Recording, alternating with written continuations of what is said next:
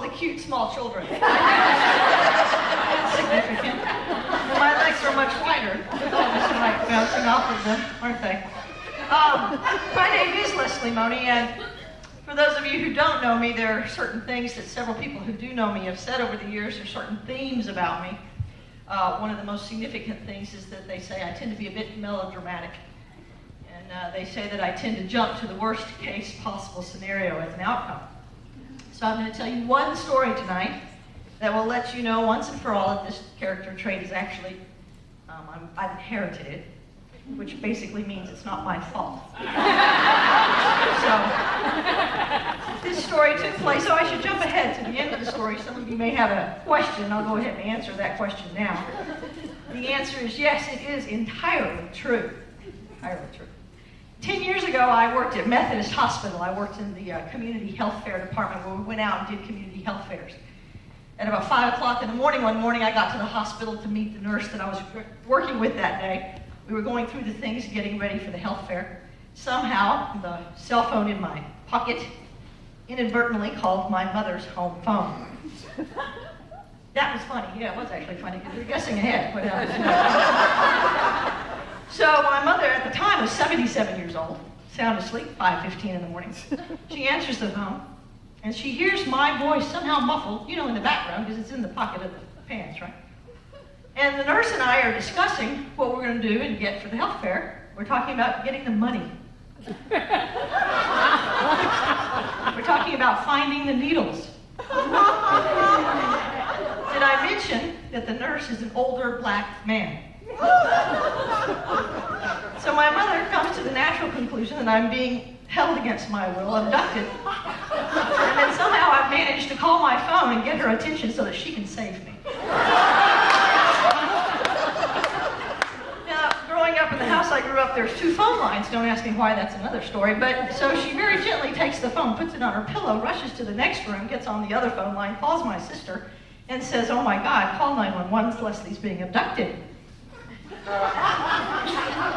It's inherited because my sister doesn't stop to think to ask mother why she thinks I'm being abducted. She hangs up the phone, picks up the phone, calls 911, and says, "My sister's being abducted. She lives at 814 North Montclair."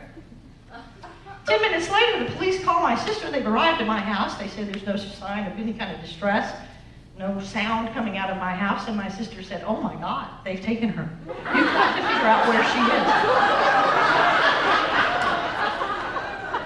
The officer said, "Well, you know, I want you just to consider something, ma'am. Just consider the possibility that she might have gone willingly with this gentleman last night. Just as a possibility."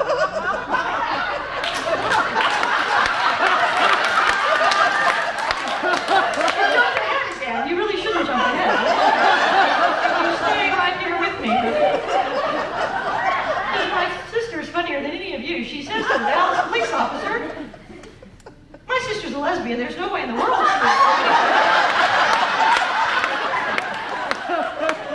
willingly with a man in the middle of the night." So now it's about 7:30. We started the scenario right at 5:15. It's 7:30 now. My mother is all this time gone, like a little rabbit from this phone, listening to see if I'm going to give her any clues as to where I might be. Running to the next line to be able to give my sister an update. So at some point while she's talking to my sister, my cell phone battery dies. So when she gets back to the phone, the line's been disconnected. So she makes the next natural assumption: I've been killed.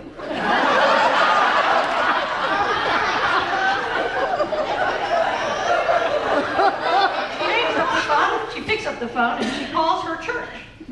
She calls the emergency line and she talks to the associate pastor, and she reminds the associate pastor that she's a charter member of her church. She was number 37, my father was number 38. She lets him know that he needs to call the minister and let him know that her daughter's been murdered and he needs to get to her house right now. Remember the answer to the question. This is an entirely true story.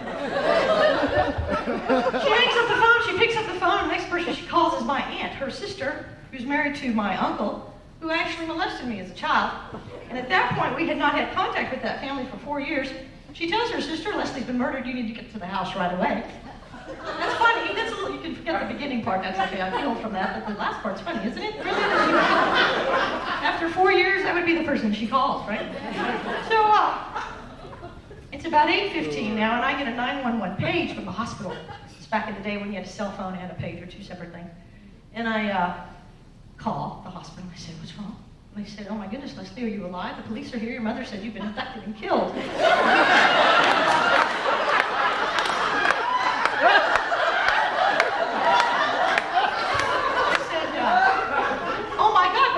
I hang up the phone, I pick up the phone, I call my mother's house, my aunt answers the phone at my mother's house. I say, oh my God, Aunt Jane, what are you doing there? She said, Lesley, you called your mother, she said you were abducted, she thinks you're dead. And I said, oh my God, Aunt Jane, mother's having an emergency. I hang up the phone, I pick up the phone, I call 911, I say, you need to send an ambulance.